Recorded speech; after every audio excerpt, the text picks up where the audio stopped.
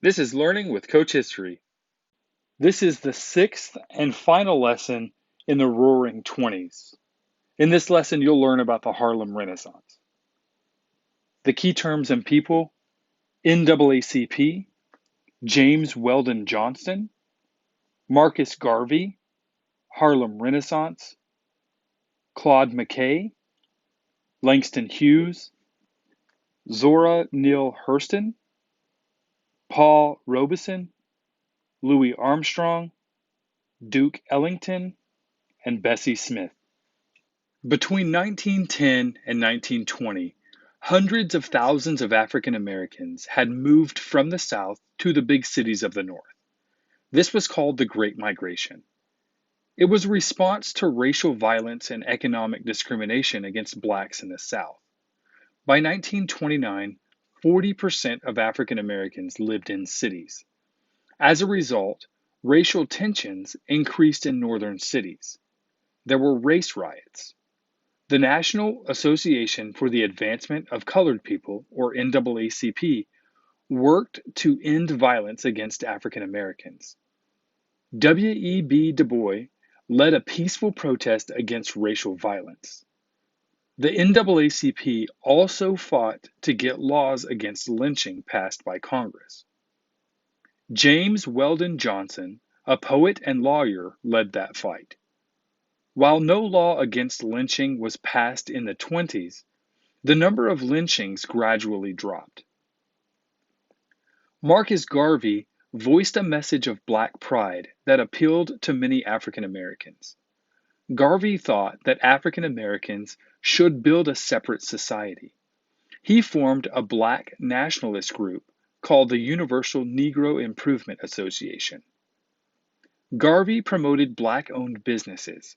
He also urged African Americans to return to Africa to set up an independent nation. In the 1920s, many African Americans moved to Harlem, a section of New York City.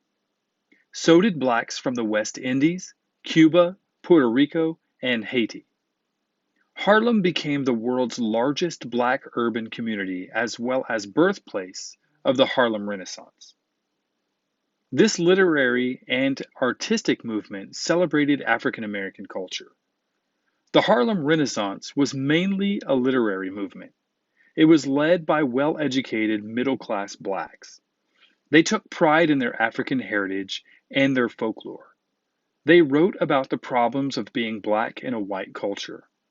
An important collection of works by Harlem Renaissance writers, The New Negro, was published by Allen Locke in 1925. The Harlem Renaissance produced many outstanding poets. Claude McKay wrote about the pain of prejudice. He urged African Americans to resist prejudice and discrimination.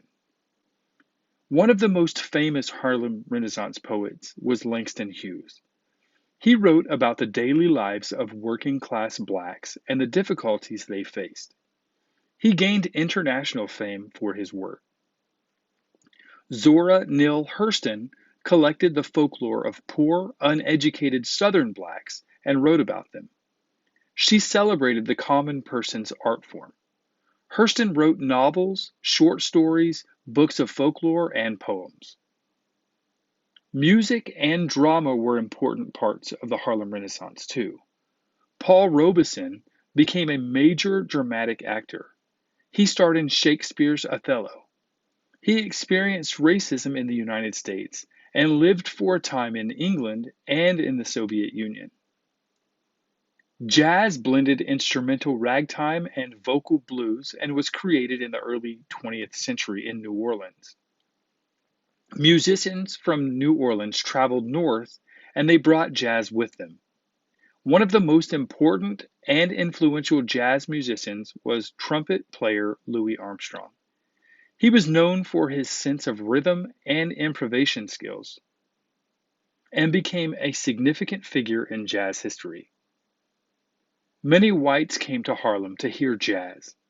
Edward Kennedy Duke Ellington led an orchestra at New York's Cotton Club.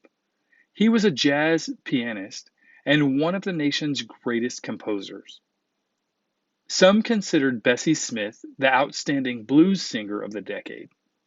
She was also the highest paid black artist in the world in 1927. The Harlem Renaissance inspired African Americans to take pride in their work. It represented part of the great social and cultural changes in America.